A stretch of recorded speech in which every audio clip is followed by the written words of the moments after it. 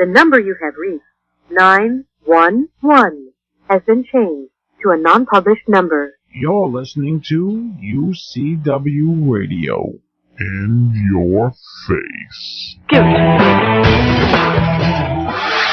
Welcome to another segment of the UCW Radio Show, and this is your host, Lou, a.k.a. Falcon Coparis, and I want to thank all of our listeners for their continued support as you continue to listen, as we continue to bring on great guests, great stories, great stuff. Before we move forward, I want to talk about the Ultimate Body Radio Show. That's something that we were fortunate to align with the Ultimate Body TV reality show, and the Ultimate Body Radio Show is going to be tied into that, and we're pretty excited about it, and a lot of good things are going to come out of it. I just want to give a brief overview of the show itself, just for those that aren't familiar with it. But it's the Ultimate Body reality show, TV reality show. It's the first of its kind, actually, because you have The Biggest Loser, you have this, you have that. You have all types of reality shows out there, from VH1, Rock of Love, Rock of this, Love that, More to Love, and how much more love do you need? How about self-love? With the Ultimate Body TV show, reality show, you can have self-love for yourself and get yourself into peak condition just by being on the show. Brief on it, just some broad strokes. 13 men, 13 women. They battle it out in a team environment, and they're going for the crown. Winners will go on to potentially win 50 grand each. A man and a woman, male and female, both will win 50 grand each, and a bunch of other stuff. But the interesting part about it, 26 people living in a mansion together.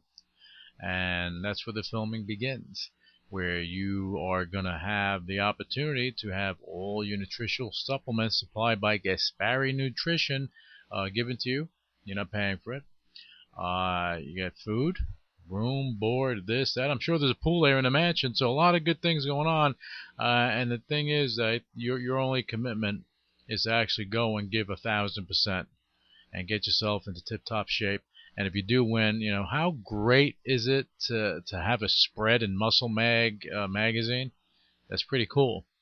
And something you can show your kids, and they can show their kids and say, hey, my daddy or mommy, yeah, they were centerfold in Muscle Mag, or we had a thing in Muscle Mag. That's pretty cool. And you can hold on to that forever. The website is theultimatebodytvshow.com. They have their final auditions going on Saturday, October 17th from 11 to 6 at the Ramada Orlando Celebration Resort and Convention Center. And that's located at 635 West Earlo Bronson Highway, Kissimmee, Florida. Check it out. It may be for you if ever you wanted to become a bodybuilder, or if ever you wanted to become a reality show, reality show star. You have two things in one that you can actually do, so it's pretty interesting. Now I want to get into some other stuff. Something interesting, I thought interesting, that I was reading. There was a guy, 24-year-old guy. His name is Zazie, his last name, and he's being questioned for 4 days straight by the FBI. Allegedly, he has ties to Al Qaeda, and the thing that kind of scares me is that this guy's from Denver, and they went on his computer, and they showed that he researched baseball and football stadiums and sites and news, and did some other stuff, and he was even looking at the Fashion Week event in New York City. Okay, so they don't know what targets or alleged targets that he had in this alleged plot, but the bottom line is that the guy was actually doing research. Okay, so he's living in our community doing this. What's up with that? That's kind of some scary stuff. So I guess we'll see what happens when it gets moves forward, or when that situation develops. But they did say is that they were looking at the messages the guy was sending back and forth, and they said that Zazie was kind of leaning towards that the plan was ready to take place. Okay, that it was close to these attacks. The attack phase was about to happen. So was he going to hit sports stadiums? World Series, maybe something like that. Fashion Week. This is some scary stuff. The world we live in. So anyway, let's move on from there. It was also announced that the California's unemployment rate hit 12.2% in August. Okay, and that's up from 11.9 in July. And basically, it's putting more pressure on the state. The state's already, in on shaky ground as it is, and this increased unemployment is just making it a little harder. When you watch TV, and I'm going to say it, you watch CNBC, CNN, Bloomberg, whatever it is, you hear the news that, oh, things are looking better. Oh, unemployment is this. But the real deal is that unemployment is going up. Maybe the claims are not coming in because maybe some of the claims got reduced, maybe some of the claims got, extended, whatever the case may be. But new people losing their jobs is happening. This is why here in the United States we need to create jobs. We need entrepreneurs to step up and do the things. We need the government to fund these entrepreneurs to go and build things, manufacture, not just service, because we went from a manufacturing country to a servicing country, and that was a big boo-boo. Because if you produce something and you continue to produce it and you're an innovator, because we still are an innovator in the world, the innovator, we still have it here. We have a lot of innovative people in this country that just need the funding to actually get their projects done. So maybe that's something that the government should be looking at to increase the employment, not the unemployment rate, but the employment rate. Let people work. Small business, that's where it's at. The big monstrosity companies, which are international, it's funny that they're big and they're U.S. based, but they're actually, where's the money going? Is the money staying here, or are they going out and hiring or doing manufacturing outside of this country? If that's happening, then what's happening here? Who's losing out? We're losing out. Granted, with a company like General Motors, hey, they went bankrupt. They filed for bankruptcy. They emerged. They're doing a lot of things, and the automotive industry is doing a lot of things. But the problem with that, and that is our manufacturing. That the problem with that is, and the reason, one of the reasons why they hit a brick wall, is the unions. And I'm going to say it because I think the unions, they have their place, no doubt about it. But you can't keep choking the company, because if things are bad, you have to take concessions, you have to pull back, you have to do something. Ford, obviously they know how to work with them. The other companies really didn't have too much success. But again, that's just my opinion. I think unions have their place, they have their they have their position. But in order to continue to flourish and for the unions to continue to grow, the company has to be there. If the company's not there, then you have no union to control. That's the way it is. That's reality, and that's that. But that's my thought on that. Now let's move forward. Here goes something interesting. Google, what they're trying to do, and I think I love Google. I think it's a great company. I think they are innovators in their world, but they're actually becoming innovators outside of the internet world. They have been from the Google search, obviously everyone knows, to Google this, Google phone. I mean, they're trying to produce things that that'll give you access to the world, where they're and not paying for a lot of stuff, because they're able to monetize their company quite well.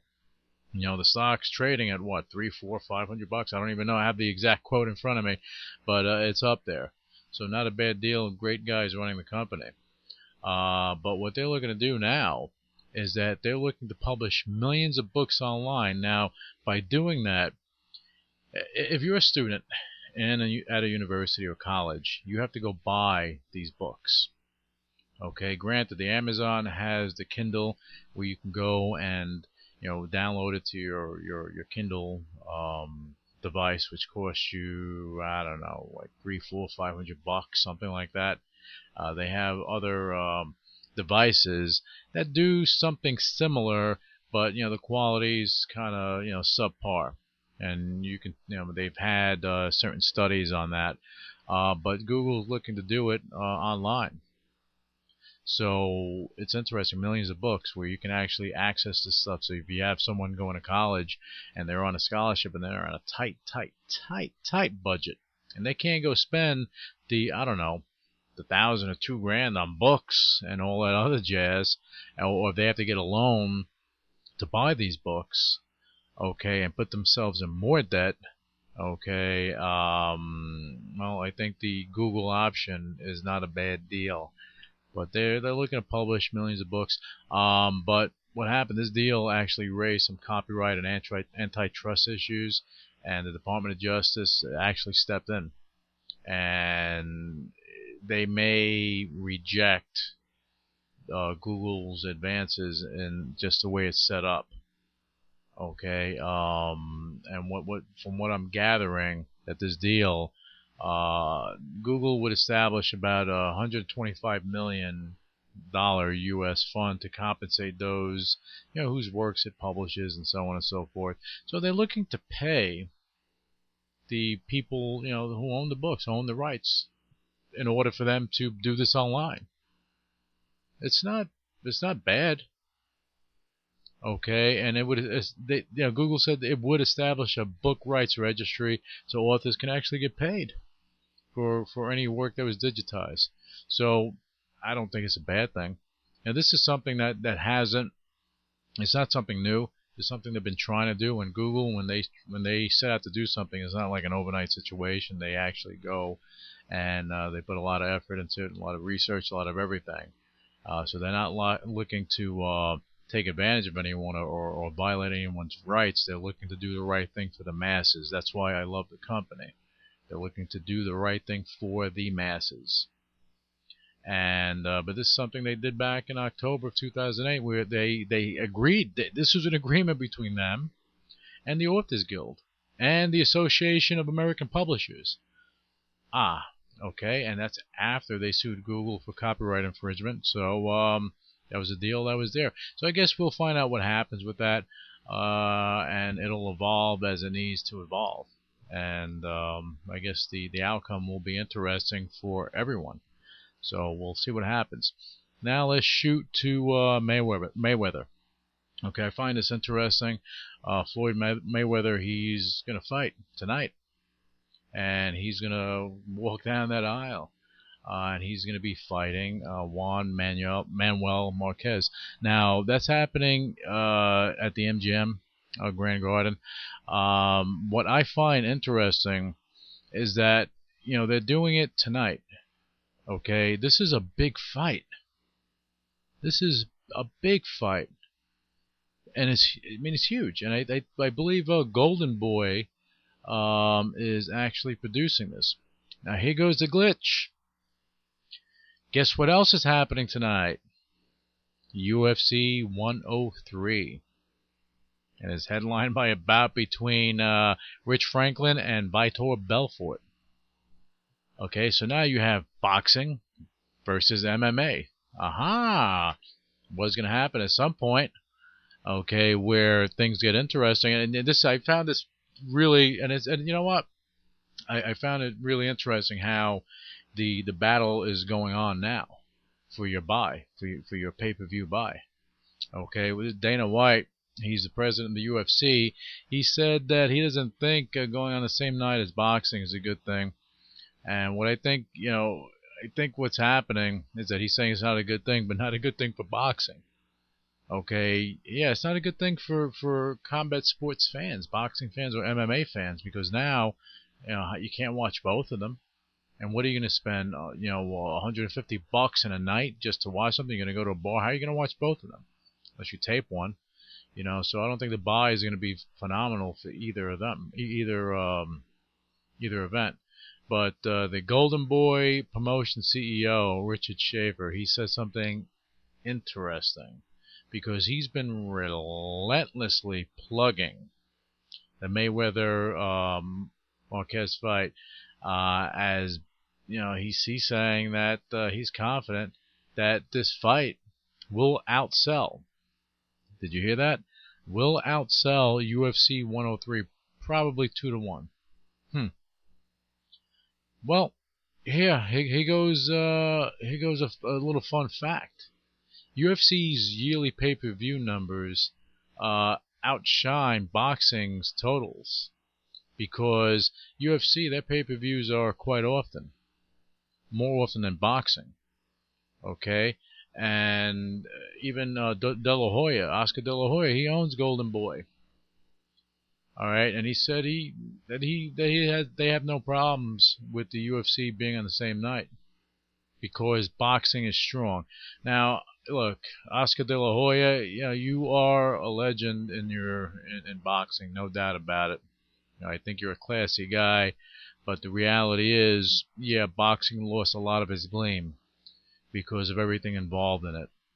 Me being into boxing myself at some point in my life, it's changed. It's changed. The whole sport has changed. That's why people are kind of leaning towards MMA, UFC, cage fighting extreme organizations like that for no other reason but because it's real and you don't know what's going to happen.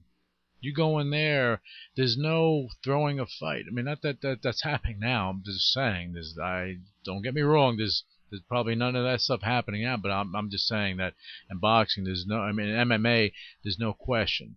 You go in there, it's a battle. You go in there, you're fighting for your pride, for your respect. You're fighting, for whatever you're fighting for. But when somebody knees you in the ribs, or they get you on the floor and they get you in a guarded position and stuff like that, there's no question about what's happening.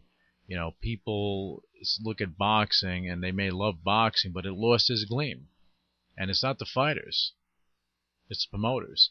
And hopefully, look, I think Golden Boy has been doing some great stuff. And hopefully over the years, in the coming years, that gleam will come back to boxing. Because I think boxing is a strong sport, not as strong as it used to be. Because now MMA gives something to fans that in this day and age they want. Because when they look at MMA, they're looking more of, okay, this is a gladiator type of environment. We're going back to the Roman Empire, and now two warriors get in the ring and they battle. But it's not just punching; it's everything. It's everything. Okay, and the excitement of boxing has drifted down since people started adhering to UFC, cage fighting extremes, organizations like that. So it's going to be interesting. I'm curious on what the buy is going to be later on. I know that a lot of bars throughout the country and throughout the world will carry both, more than likely, so the buy rate will be decent on both. I don't think it's going to be what it would be in the home, because not too many people are willing to spend 150 bucks on watching two pay-per-views in a night. Not in this economy, not the way things are going. They may go to a bar, they may watch it there, but as far as getting the buy in the home, I don't know how that's going to work out. But I'm curious on what's going to be what the end result is going to be. Look, Mayweather, he's 39-0, 25 KOs. Yeah, great fighter, no doubt. Marquez, 50-4 and 1, 37 KOs. Has more of a history, but still, you have two great warriors getting in the ring. I'm sure the fight itself is going to be amazing. But as far as financially, who's going to come out on top? Well, I guess we'll see when the time comes. So I guess tomorrow morning or this upcoming week, we'll find out what the buy was on both of them, and let's see where that goes. Now, let's go to some information. I need to let our sponsors know or actually potential sponsors, that if you want to sponsor, you want to connect or align with the UCW radio show, you can. We just opened the doors not too long ago for sponsorship opportunities. So actually, you can just go to ucwmagazine.com, find out how you can connect with us, or you can give us a call at 323-952-4369. Find out how you can be a part of the UCW radio show. We have great things coming down the pike.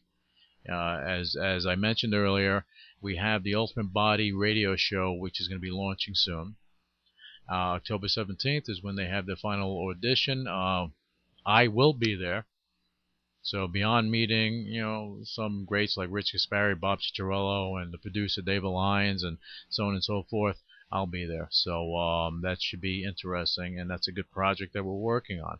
But we also have some other projects that we are working on that we are not at liberty to speak about, but they are pretty substantial. Our distribution is increasing. So again, a good place for a sponsor to be and to actually to work side by side with us as we continue to grow. So that's that. Now, what else do we need to go over? Again, for our listeners, you want to call in. We want to connect. We want you to be a part of the show. So call in and leave your comments, leave your questions. Our guests, we just put a calendar on the site so you can actually see what guests will be on when, and just leave your questions, and if they're interesting enough, we'll pose them to the guest and let them answer it. And well, I think that is that's a way that we can get our listeners involved in the show, and we try to do that. So definitely give us a call and connect. Now again, you can even tweet me. If you're on Twitter, you can shoot me out some questions or comments, things of that nature. And we can also pose it to our guests when they're on here. And again, our guests, we range from authors to actors to, believe it or not, even poets, to professional wrestlers, to athletes, MMA fighters, UFC guys, KJFX guys, boxers, things of that nature, even radio show hosts, TV personalities, and we go on and on and on. We even have models on the show. Okay, we've had burlesque performers on the show. And believe it or not, we even bring in adult entertainers on the show that have an interesting story. So a lot of stuff going on here. And as we continue to grow, look, the bottom line is you as our listeners will grow with us just by being a listener. Now, without further ado, what I want to do, he's been on hold for a little while. We have a great director. He's actually a very creative soul. He's calling us all the way from London. So he's on hold. We're going to bring him on. He's actually coming out. Him and his brother are a team. And they call themselves the Williams brothers. I call them the dynamic duo. His name is Francis. His brother is Phil. And they are working on a new project. Okay, it's called Revenge of the Loud. And it's like a cross between a Guy Ritchie film and like a Hostel. So it's really interesting. We're going to get into it on the show. And we're going to talk about, his journey and basically let our listeners know that it's not an easy journey when you're in the film industry. So with all that said, let's bring him on the line. Here is Francis Williams. Francis, it's great to have you on the UCW radio show. Thanks for being with us this afternoon. I know we had a little on our end. We had a little conflict of scheduling, but now we have you on here, and it's great to have you on the show. Yeah, it's great to be here. Thanks very much. Oh, no, you're welcome. We always appreciate the time that our guests put aside. I mean, you're in the UK right now, so yeah, Yep. It's with the time zones. Sometimes it's hard to schedule. We finally got it, and that's a good thing. Now, just to give our listeners, Francis, a brief overview of you. You're part of. I'm gonna tag it now. You're part of the dynamic duo. You and your brother.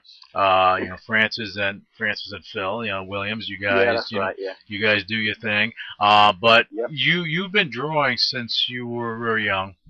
You drifted into Yeah, film. that's right. I've been an artist all my life pretty much, and I used to draw comics and get a lot of inspiration from comics when I was a kid.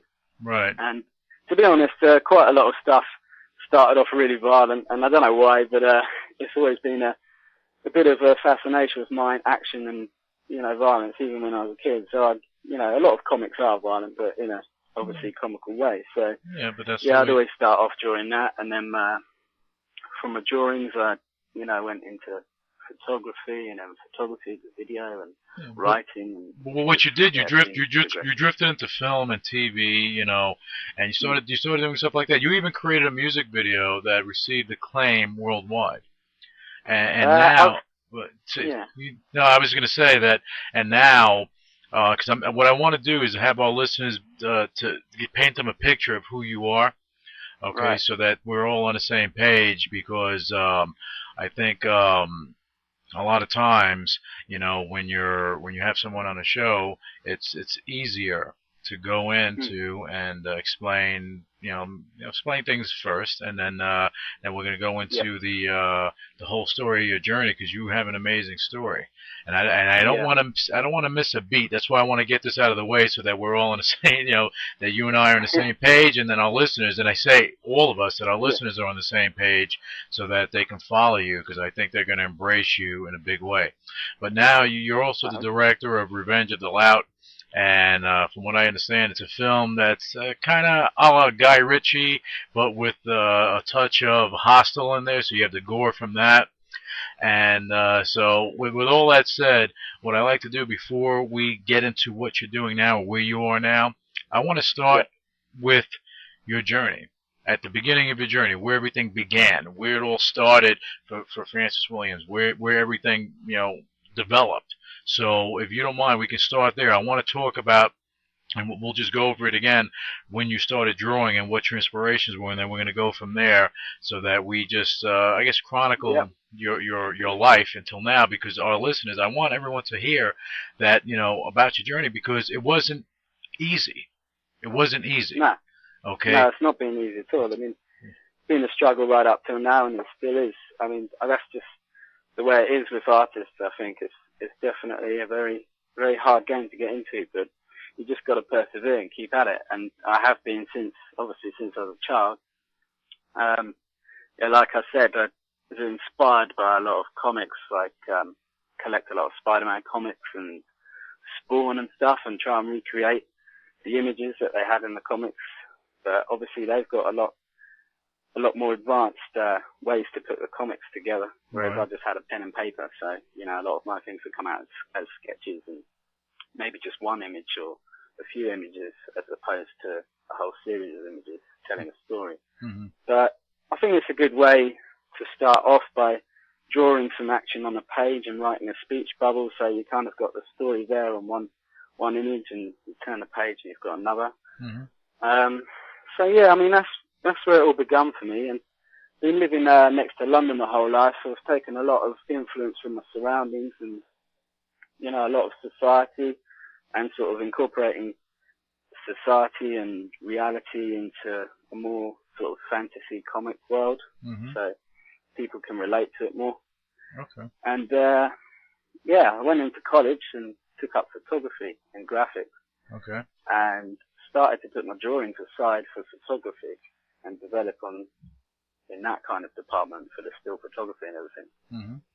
And then after photography, I tried that for a couple of years, produced loads of amazing photos and stuff, but then just felt it wasn't quite enough, so started to get into video and went on to university and studied at university for 3 years doing video. Mm-hmm. Started getting into music video and also produced music, so I sort of killed two birds with one stone. Right. You kept yourself busy. Made music videos for my band. Right. You kept yourself busy while you were going to school and everything. Yeah, God, I've just it's been non-stop, honestly. In my spare time, like even throughout school, like in my spare time, I'd be drawing, hang out with my mates occasionally, and then carry on drawing and just trying to create stuff, because to be honest, I find that the most fascinating part of life, just being able to create things that aren't there and just, really explore your imagination. Mm-hmm. Sort of really go to town with it, and then, produce work for people to view and people to get captivated by. That's the name of the game, really. Well, that's what it is. I mean, if you can't captivate your audience, if you can't connect with them, you're really not going to go too far. Yeah, exactly. So I've been striving to do that for ages against all odds, because there's been so many setbacks and not a lot of rewards. Mm-hmm. You try and get knocked back all the time, and you just got to keep at it. Otherwise, if you give up on your dream. I don't really believe in giving up on your dream, because what's the point in life then if you just coast along doing something you're not 100% into? That's a good point, and let's expand on that thought, because I think a lot of people, when they see, they may have dreams. They're growing up, whether you're dreaming to be a filmmaker or a fireman or whatever it is that you want to aspire to be in life. I think so. I think for a lot of people, it's easier just not to even try and just quit.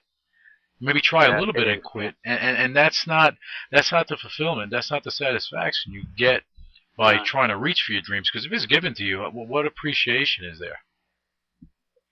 Yeah, well, there's so much. I mean, sometimes, well, a lot of the times, the work I produce, I get so much feedback that just it kind of forces you to do more, inspires you to do more, because you kind of see the results, and you kind of see the results it's giving people, and how amazed they are at your work, and that is its own reward, really. But we're not talking a case of trying for 2 years and then if it doesn't work out, giving up. We're talking a case of I've been trying for well over 10 years, just non-stop.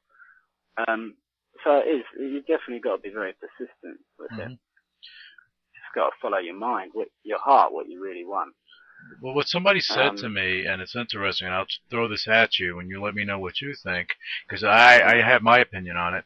But what they said on one of our shows, he said that that you can't have a plan B. You need to have your plan and reach out for your dreams and go for it, and never stop until you achieve it.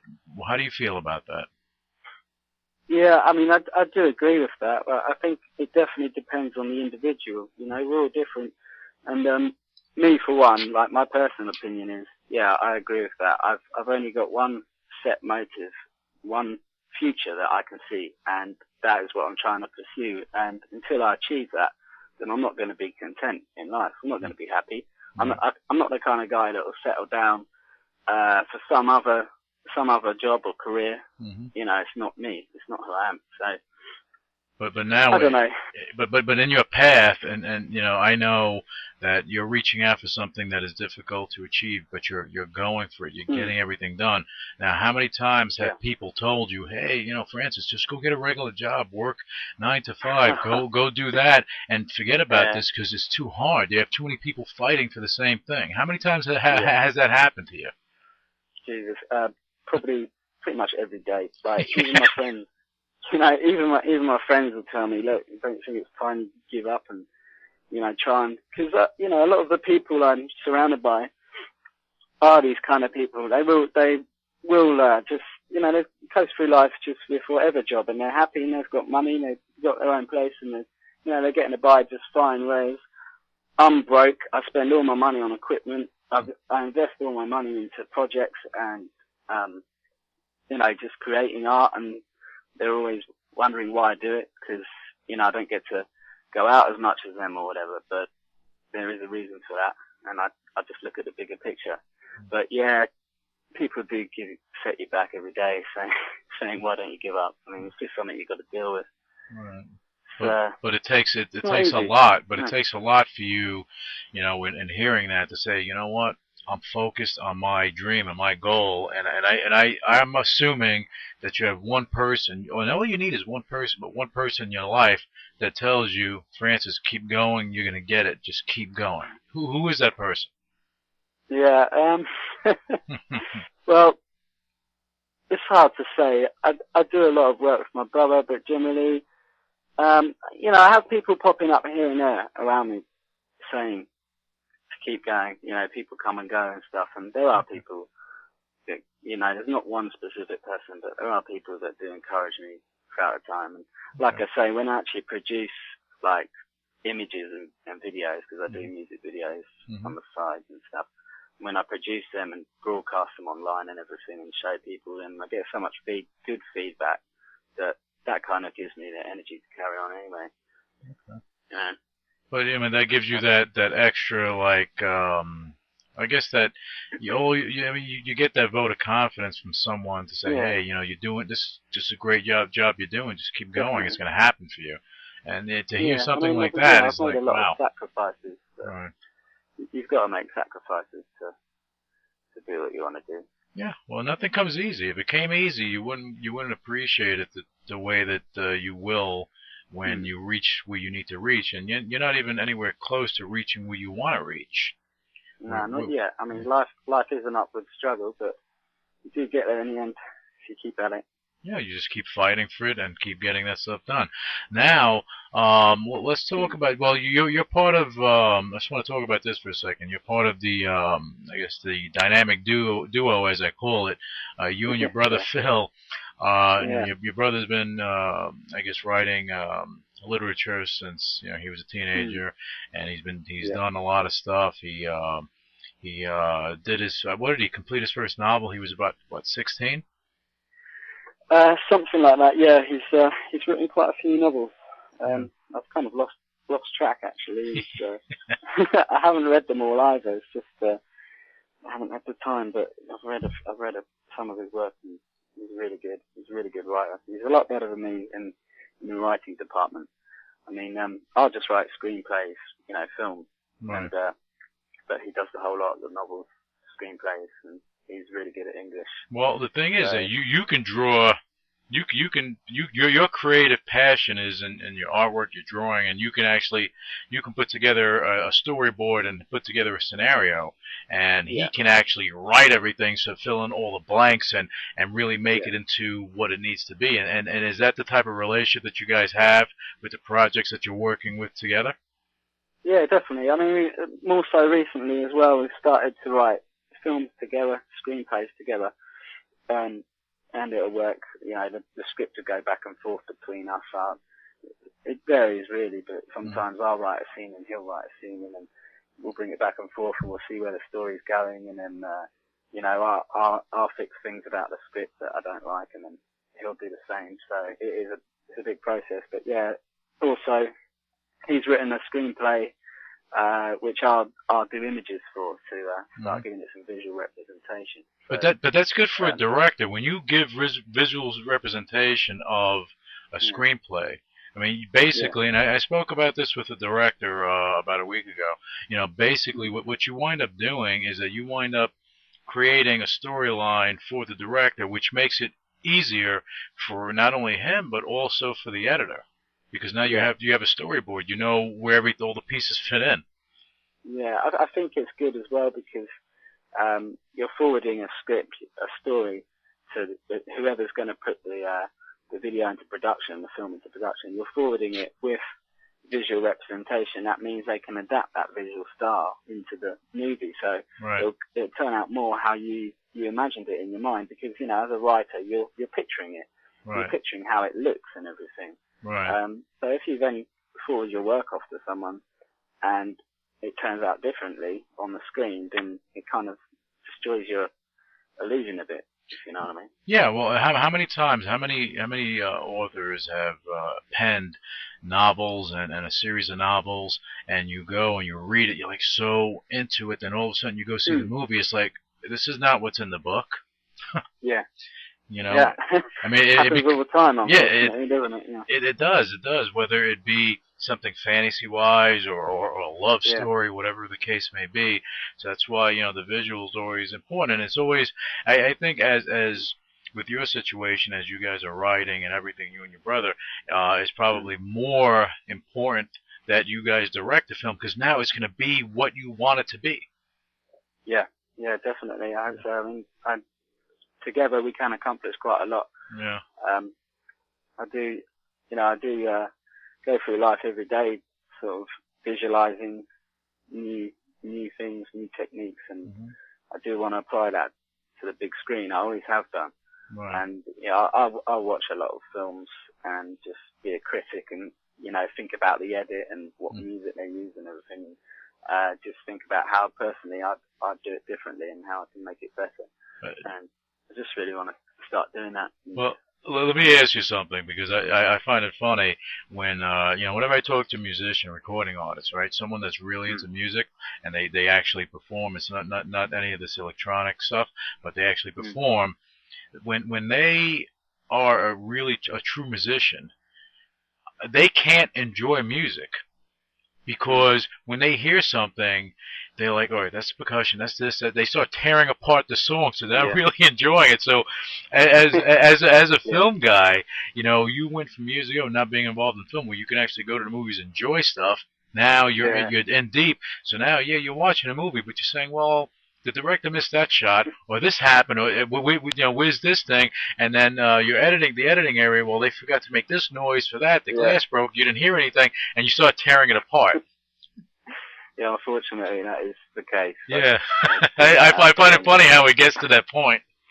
Yeah, but the funny thing is, I do music as well, and but I don't produce it myself. I just do the lyrics and some rapping and stuff. But my producer he's like me with film in music, and whenever I play a song to him, a good piece of music, and say, yeah, that's really good, isn't it? Maybe we can do something like this. He listens to it and he's just like, no, it's all right. And, he'll start tearing it apart, like you said, and just say, well, he could have done this better, could have done that better. And you sit there and you want to cry. You're like, I just want to play. Yeah, I mean, that's what happens when you become a professional. You just, you can't help but analyze everyone else's work. And, I do, a good film I do enjoy. If there's nothing wrong, sometimes, you get films where there's nothing wrong with the edit and there's nothing wrong with the soundtrack, and it really captivates you, even as a critic. So you sit there and you'll be like, yeah, this is good. This is good. Yeah. So, it's good to be impressed. Yeah, that's what I want to try and do. But I think that, I guess, it goes with anything. If you're, film, music, even if you're a boxer, I find that, when you see another boxer in the ring boxing and other people are enjoying the fight, you're looking at it and saying, okay, well, I would have threw a right cross, an uppercut, I would have did this, and you start analyzing, ripping it apart. So I guess it's just something that you're looking for perfection. And I guess that's the creative mind, because it happens to me with a lot of things, and it drives me crazy. But and you feel like you have some complex, like OCD or something. So yeah, definitely. Hey, let me ask you a question, Francis. Your brother. I heard a rumor that Phil actually he goes out when he writes a screenplay that he knocks this out in 2 or 3 days. I mean, he's a madman. He's crazy. I'm actually really jealous of him in that department because it's just not easy. I've just finished this screenplay, and it's taken me a month, like 4 weeks solid, to get it all right. And this is just the first draft, and I've sent it off to him now. And meanwhile, he just does one in 2 or 3 days. And what's more, send it to me, and I'll read it, and lo and behold, there's nothing wrong with it, nothing I can fault. It's really good, really good script. And yeah, he's got talent in that area, definitely. That's why it's good. I'm glad to have him on board. That's what I do. Yeah, but something, his talent, and your parents must be proud because his talent, your talent, basically, you take 2 areas, you got the artistic talent, you have the creative writing talent, you bring it together, you have yourself a movie. And not only one, I mean, this is something that keeps flowing forward. Your first feature film that you're going to be working on with your brother is Revenge of the Lout. Right. Yeah. Okay. Yeah. And that's the screenplay is obviously by both of you, so the Williams brothers, but I'll call you guys a dynamic duo like Batman and Robin, and you guys, but this is an action film. And we'll go through that in a second. I want to know more about what you're working on, what you have worked on with the music video, because I think it's interesting because you're doing the music, you're doing the film, but doing a music video is not as easy as people think either. No, not at all. No, I mean it's good practice for feature film, I find, because you get to learn your visual style. You get to, really adopt the way you shoot things and how it is. A lot of my music videos I've done is storytelling. They've got narratives to them. I own my own company, Wrong World Films, which I offer video services for unsigned bands and any kind of bands in the area, so I can do music videos for them. And I really like to make, you've got 4 minutes max for a music video, haven't you? Something like that. And really like to make an explosive Unless you're R. Kelly and you have about 3 hours. Yeah, yeah. Well, actually, yeah. If I get an artist approaching me, I had one the other day approaching me, wanting me to do a video for them, and the track was 7 minutes long, and I said, look, cut that down to 3.5, and we've got a deal. Right, yeah, because that's long. It's like a short film.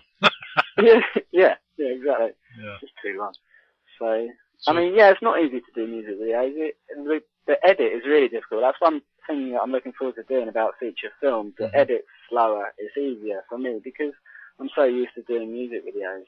We're talking like split-second edits. Like, it's got to cut really quickly. And if you start looking at music videos and analysing them, a lot of them do have really quick edits in them. Some of them are quite slow, but they've got to be quick to get everything in there within the 3 or 4 minutes or so. Oh, without a doubt. Especially you have to sync up the voice with the lips, and it's like if you're off by a hair, it's noticeable. You know, then it turns into a Chinese kung fu flick. So yeah, dubbed over.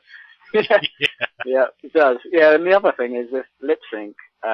Sometimes you can sync it up perfectly, and it still looks out because the person said it strangely. So it's very tricky. That. Yeah, I mean that's technique and that's experience, and that's what you do. So there's certain techniques to get it right. I've mastered that now to do it quite quickly. Yeah. And that groomed you for going into feature film. Yeah, yeah, definitely. I mean, the big part of feature is obviously audio. You've got to know what you're doing in the audio department, sync it all up. I mean, this is from an editor's point of view, not a director's, But you do the editing too, right? Sorry? You do the editing as well. Yeah, I do. Yeah, I love editing. I just spend hours in front of my computer getting square eyes, just editing away. Yeah, but if I were to direct a film, maybe I'll be the main editor on it. Maybe I wouldn't. I'd like to definitely be involved, even if I wasn't, and just oversee what's going on. Oh, you're going to want to be involved. See, what I find interesting, and I find this really interesting, and I'll just talk about this for a second, is that you have someone, let's say you're an actor, okay? Now, you're an actor, and if you just go and all you know how to do is act, I think that you're missing something because, like you know, with doing a feature film, you know everything from the editing, the lighting, the angles, you know about the sound because you do the music, so you know how things can sync up. Okay, you're a creative person, so you know how a scene should look, or in your mind, you already know it, so you can draw the storyboard and say, this is what we want. Okay, so you're directing everything, and you're putting this whole thing together, and it allows you. It's like you're embracing everything because you know every part of it. Yeah, definitely. Yeah, and I think. Go ahead. What were you going to say, Francis? Oh, sorry. I was just going to say, bearing all that in mind, you know how you want it to look and everything, and then you just direct the actor. So they're performing exactly for you what you want, and they're just putting it all in your hands. But if you have an actor that understands, how everything operates, how much easier is it for you as a director? Yeah, I think. If I'm directing, I'm very specific and clear with how it's going to look, and I like to explain to whoever's performing in the video, I like to explain what's going on exactly and how it's going to look in the final bit and how I'm going to edit it together, so they can kind of visualize it as well, or at least try to. So then we're on the same page, and that way you get the best results, I think. Right.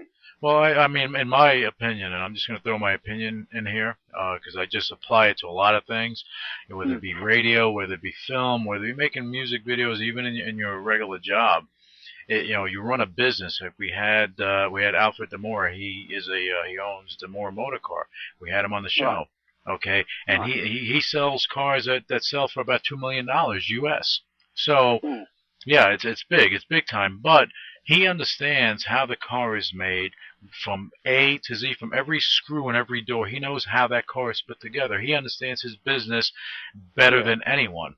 Now, when you're making a film, you understand that better than anyone, but the only way you can do that if you know everything, a little bit of everything, so you understand, because you've done it. You've done the editing, so you sat there in the editing bay, cutting things up, chopping things up, whether you're doing all digital, even if you were going to film. Okay, and if you're doing film like that, God be with you, because that right there is tedious. That right there is some hard stuff, and I wouldn't even attempt it. I'd be cutting my fingers. I don't know. Not good. Not good being a cutter. So no. but it's good. But it's good to understand the whole concept. And the reason I'm bringing this up, and this message, and maybe I'm sending to actors out there that are involved, that are just getting into the business, or even established actors that are listening to the show. The bottom line is, if you're going to be good at what you do, have respect for your craft and learn everything around you, so you make it easier for the director. Because then what happens, and you know this, I mean, you have a producer, you have someone that's financially back, and even if you're putting your own money in it, at the end of the day, it comes down to dollars and cents. You need to create a product that's going to go and generate revenue to pay off your investors, and then the film starts making money, and then hopefully you make money at the end of the day if things work out. Yeah, exactly. Yeah, definitely. Yeah. So it's a hard thing, but you as a director, and I know I'm talking a little bit much on this, but I find it important because I have you on the phone. There was a situation. You know who Megan Fox is, right? Yeah, of course. Okay, all right. Love to work with her one day. Yeah. Oh, yeah. Sure. I'm sure you do. But I don't know. After what she did to Michael Bay, I thought that was hideous. Yeah, she talked badly about him, and he gave her start in Hollywood as far as letting her go into the Transformers movie. But the only reason I bring that up is that if you're an actor and you're connected with the director and you understand what's happening and everything that's going on, it just makes it easier for everybody around you, because everybody's part of the team in making the end product.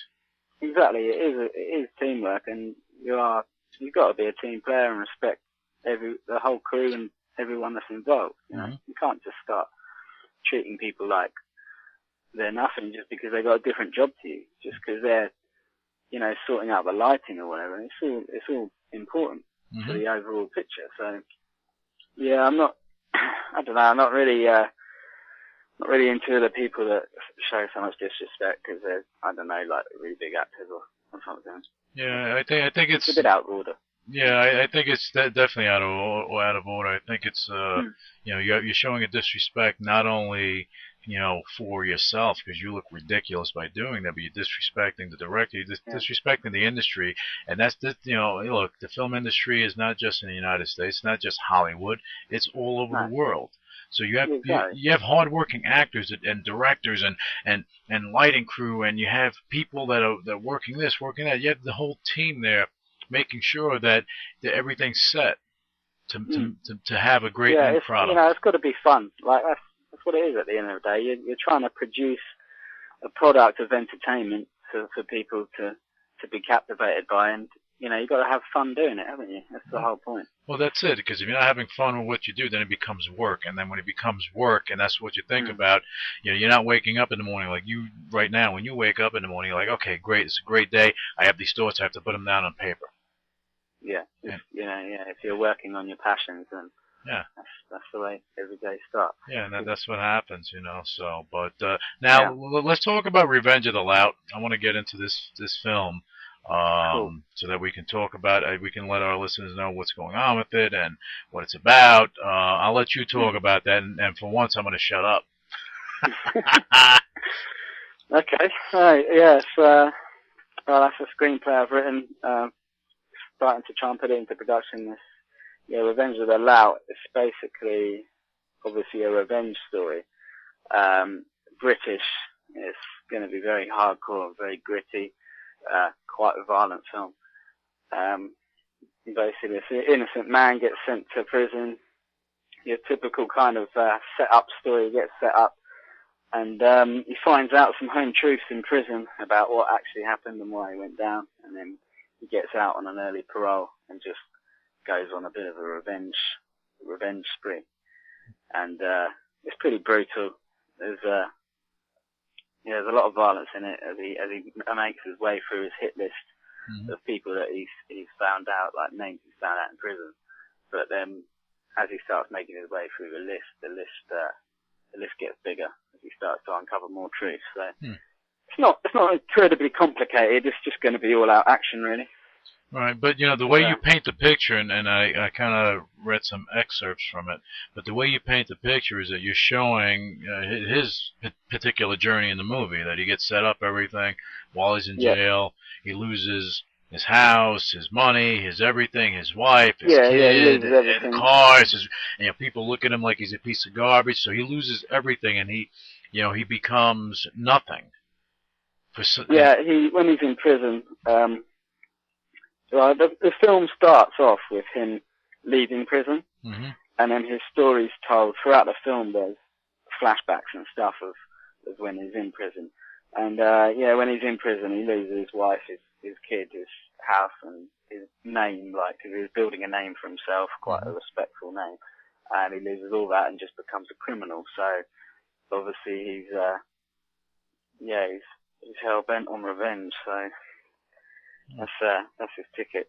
That's basically what he's possessed by now, just because he's got nothing else left in the world, so he's just possessed by this hatred.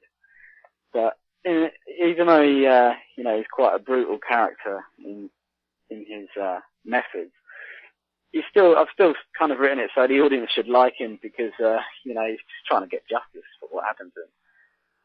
Right. So he comes off like he's doing all these bad things, but at the same time, the audience can connect with him because he's actually redeeming himself or getting I guess, revenge or avenging his situation, or any which way you want to put it. Yeah, exactly. Yeah. Okay. It sounds like it's going to be interesting. I mean, it's not your typical kind of gangster movie, like British gangster movie, like Lock, Stock and Snatch. It does have some plot twists in there, which I won't give away because it's don't give it away. I just wanted to give you to give broad strokes on it because because I think it's interesting. So it does have some twists and turns in there, but generally I wanted to make it quite hard hitting for the audience. It's going to have some really gritty choreography in there, like kind of fights you might see in the street. So, like actual real fights and stuff, they're not choreographed. I don't want to kind of give it that whole sort of kick here, punch there, like choreographed moves. I want it to be a bit more down to earth and like real. Realistic. You want it to be real. You want it to be like I guess savage in a way.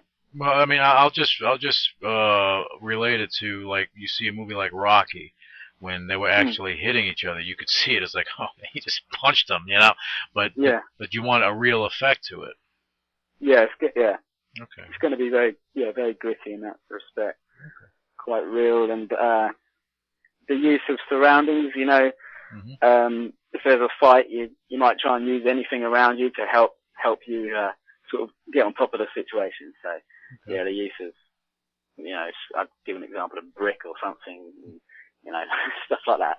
Okay, well, I don't want to be in your movie if you're throwing bricks, because I get hurt and that'd be a problem. Well, maybe make it out of rubber or foam or something. Yeah, but you make it realistic, but that's interesting. And now, where are you now in that whole process with the film? Well, the actual screenplay itself, first draft finished. It's gone off to be reviewed by brother Phil. He'll send that back to me. It's also been talked about and forwarded by the producer I work with, and he's promoting it all over the place. And I'm also getting together some visuals for it next week. I'm going to be doing some photo shoots and putting together some posters to represent the visual style of it. I'm kind of hoping that the visual style can be kind of like that Max Payne airbrushed kind of style, because I think you can get away with a lot more violence and gore if you kind of have a comic-y effect to it, because it doesn't look quite as real and harrowing as it should do, if you know what I mean. Right. So you want to give people a picture of, hey, this is what the movie is, and you come in, you're going to be entertained. Yeah, definitely. Yeah, so I'm going to be doing that through still imagery next week. get a load of that together, and it's been promoted on the original Myth site as well. Okay, now when do you anticipate going to film and starting the whole project? Putting it into production. Okay. Hopefully beginning of 2010, beginning of next year. Okay. Because it's all going off now. It's all Right. being sent off and trying to generate interest in it. Yeah. Well, So that's why we have you on the show to speak about this, because I mean, after a project is done, you know, you're busy, but you know, we like having people on the show to talk about projects they have coming down the pike, and it's good because now you're at the beginning stages of this. So now you have to go, again, you do your visuals, and you have to go and you have to cast it. Okay, I mean, do you have people in mind? You probably can't give certain names, but do you have people in mind in your casting efforts yet? Or your wish list, or who you would want to play the lead well, character. ideally, I mean, it's very unlikely, but someone like Jason Statham or someone would be ideal for a lead role. Mm-hmm. It's got to be a bit of a hard character, but likable as well. Right. You know. Yeah. But casting would be very interesting. I think it's very important, the casting. You've got to get it right to get the movie right.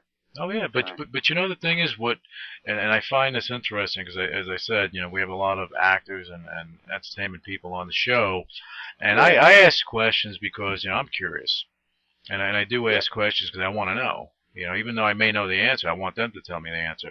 You know, but we had you know, Phil Morris. He's like you know, he's a great actor. You know, he's a great guy. He's been on Seinfeld, Smallville, Star Trek, and everything under the sun. You know, Babylon 5. He's done a lot of stuff.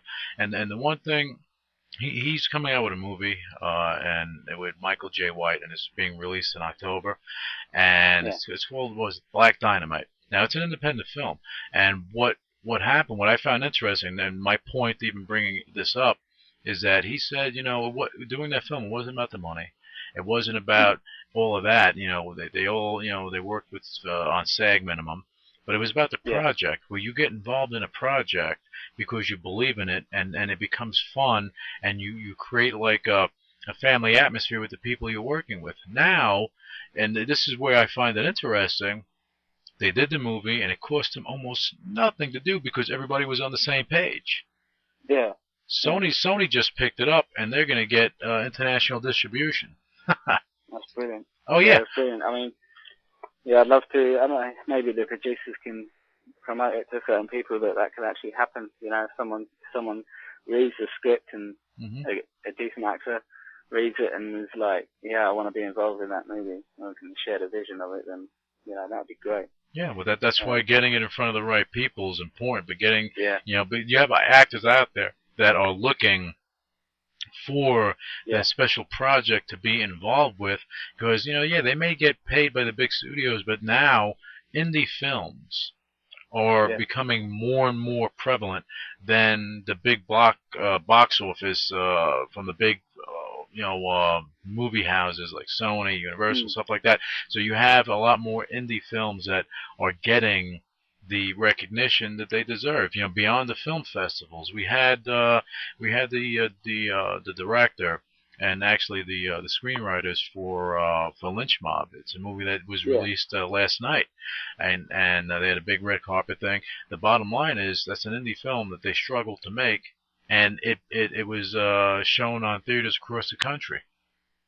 Yeah, that's awesome. I mean, like, there's definitely ways to get it out there. So definitely going to pursue that. And also, I think with Revenge of the Lout, it's a very fun film. It's going to be very fun to make. It's quite explosive. Right. Basically, from the word go, it's a bit of a heart-racing film. There's a lot of tension, a lot of suspense, and there's quite a few torture scenes.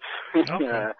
It's generally going to be non-stop action. So people are going to be sat there in their seats, hopefully gripping their seat. And I reckon with a script like that, it just helps it make it easier to try and get in a good cast. Yeah, well, I think, by you painting that type of picture, that you will get, actors out there that may be looking, for a project like that, like what you have going on with the movie that's going to be filmed. Now, for actors, and I'm just because we're on a show, and let's throw it out there, Revenge of the Lout. That's going to be going into production hopefully 2010. You're still in the middle of casting. Now, let's say an actor that's listening to the show, and they want to be a part, or they want to communicate with you. How do they get in touch with you to even to be, I guess, considered for one of the parts in your movie? Because I think that Revenge of the Loud, if done the right way, which I just hearing you and knowing what you have going on, and you're directing it, and your brother is doing the screenplay, I know exactly what you guys are going to have, and I think it's going to be a hit. I really do think it's going to be a hit. And any actor in their right mind that was looking or is looking to be a part of a movie like this, this is the one to be a part of, Revenge of the Loud. So now, how can they connect with you to get involved? There's various ways that they can connect with me. They can contact Renee at Original Myth. That's originalmyth.com. Okay. And there's an email there on originalmyth.com that they can contact. Yeah, and on my website, wrongworldfilms.com, you can contact me directly through info@wrongworldfilms.com. Okay, but now Original Myth, they're managing, or they're the agent? Yeah, that's producers. Okay. And Renee, who works with them, is a close friend of mine, works for the AEC group, which is Christy there is at marketing. Yeah, Christy Miller. Marketing executive. Yeah, Christy Miller. Yeah, I said Christy Miller. She's the marketing liaison. She's marketing executive at the AEC group, so you can get hold of us through them as well. Would it be a problem me giving the number for AEC? No, it's fine. Okay, it's UK. The number is 44203-411-8438. And you can get in touch with them, and that's one way to reach out to you if an actor is interested in being a part of Revenge of the Loud. I think that, as I said, especially in this day and age, you have an opportunity to be part of a great film that you can have longevity with this. Because if you look at like a Hostel, you look at the Lock, Stock, and Two Smoking Barrels, things like that. The movies are made, like Guy Ritchie did Lock, Stock, and Two Smoking Barrels, and he's a great director, and his movies, and his movies, have longevity. Okay, but in his movies, he had Jason Statham, he had, and I think in one of the movies he had Brad Pitt, but he had big actors going in there playing little parts because they believed in what he was doing, and they wanted to be a part of something fun and exciting, and that's what you have here with Revenge of the Loud. Yeah, it's going to be explosives, definitely. Okay, excellent. Well, I think it's going to be interesting. I think it's definitely going to be interesting. Yeah. Now, Francis, can you before we close out the show, can you do you want to give us do you have any social networking sites out there that you're a part of that people can connect with you, or you can have fans that can follow your progress and things of that nature? Yeah, definitely. I mean, I'd like people to log on to my own website, www.wrongworldfilms.com. Mm-hmm. That's WRONG World Films. And you can see previous work on there of mine. You can see images, still images, and some music videos. But we've got a few music videos in production at the moment that are going to be pretty good, so we're going to replace some of the older stuff with those things. So it's constantly updated, but you'll definitely get an idea for our visual style on there. Well, it gives an idea of what you've worked on, and obviously every 6 months, or every 3 months, every 6 months, your work just gets better and better and better. It's you evolve as a perfectionist in what you do, and I think that you as a director, like we're talking right now, I'm going to say in the next, 3 years, the next time we do speak, you know what you're going to say? Yeah, I know exactly what you're going to say. You're going to say, Lou, who, what? I don't know you. No. So what? We've spoken before, have we? Yeah, exactly. But you have a you have a great future in front of you, Francis. I have to tell you. Thank you very much. Yeah, you're welcome. That. Yeah, but I see what you're doing, and due to the fact that how you're mapping out this film, I find interesting because you're not just writing a screenplay and saying, okay, we're going to put it in front of somebody. No, you're writing your storyboard, you're drawing the storyboard, you're doing the screenplay, you're putting a lot of thought into this. Now you're thinking music, you're thinking this and that, and you know how to edit all this stuff, so you understand what you're doing. And it's not just writing a screenplay and just hoping that somebody understands what you're doing. You're writing a screenplay. You're bringing visual into the picture, and you're like, this is the story, this is the pictures, this is what we're looking at. Definitely, yeah. And it becomes a situation that, okay, this is what we're doing. So the questions are kind of like more about, well, what do you think we can film, as opposed to what are you doing? Yeah, exactly. What do I think I can film? Oh, no. I said no. What I said is that when you have someone as you have a producer that's involved or someone that's financing, it becomes a question that it's not about about the script itself. Their question is, okay, where can we film? Okay, that's the only question I can see them having if you're giving them the storyboard and the script. Yeah. Well, I mean, I've already got pretty much most of the locations in mind as well for the actual shoot. Okay, well, we can talk about the locations. I just that's fine too, because I think you're going to need interesting locations for this.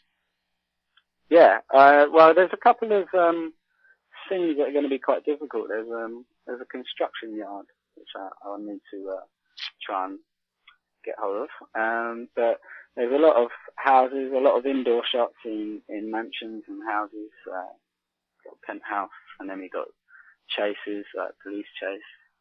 So that's all outside, over gardens and stuff.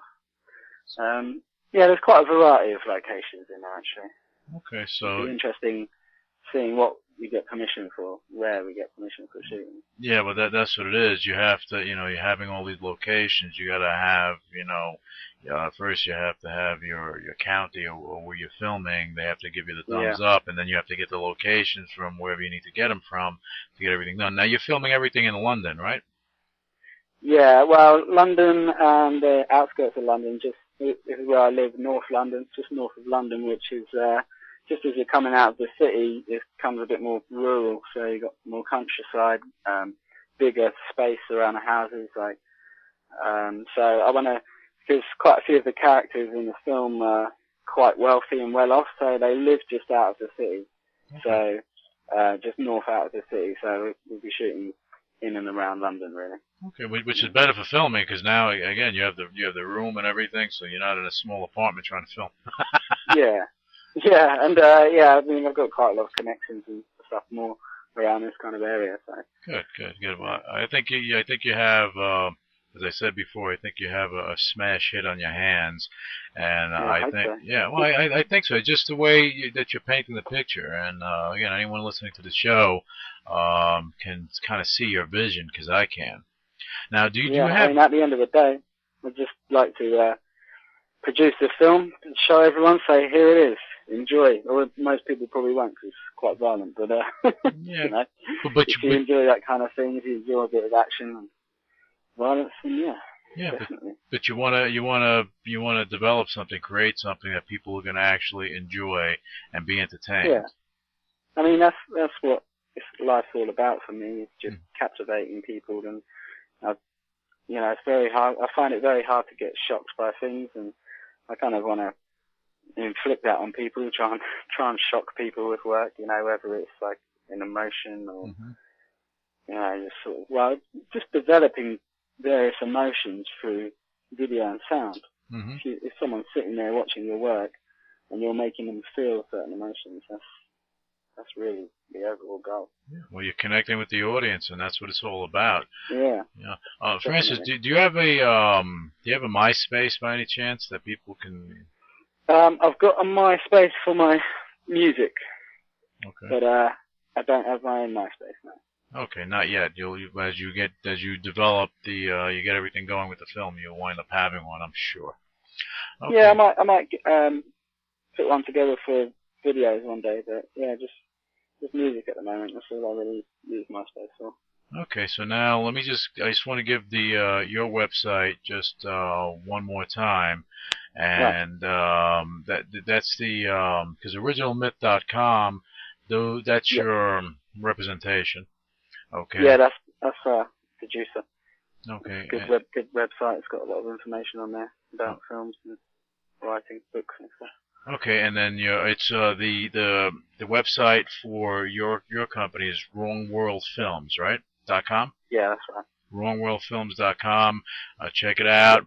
I want our listeners to find out more about Francis Williams, find out more about the dynamic duo, and his, you have Phil Williams, crazy guy, writing a screenplay in 3 days. Yeah, you'll have to talk to him next. He's, he's got a lot to say as well. Oh yeah, we get him on the show. I'm sure that's going to be very interesting because I have questions about this 3-day thing. I mean, does he stay up all the time? These are questions that only he can answer. So I'm going to hit him up. He's just got stupidly fast fingers, I think. Yeah, I have a feeling that we'll be on the phone and he'll just be talking so quick I won't even understand what he's saying. He'll be. Actually, I think he's slower at talking than me. I don't know how he talks slower, writes faster. Strange. That's interesting. You would think that he would be talking a mile a minute as quickly he turns around these screenplays. That's funny. Yeah, he's deceiving. He's not all what he seems. But he's an enigma. Is there anything else that we need to go over that we missed on, Francis? Anything that you want to go over? I think generally covered just about everything. Just hope that I can get this work produced and people can enjoy watching it. Okay, well, I think it's going to happen for you, and I think that, again, as I said, and I'm going to sound redundant, but I think that you have something really special in your hands, and keep going.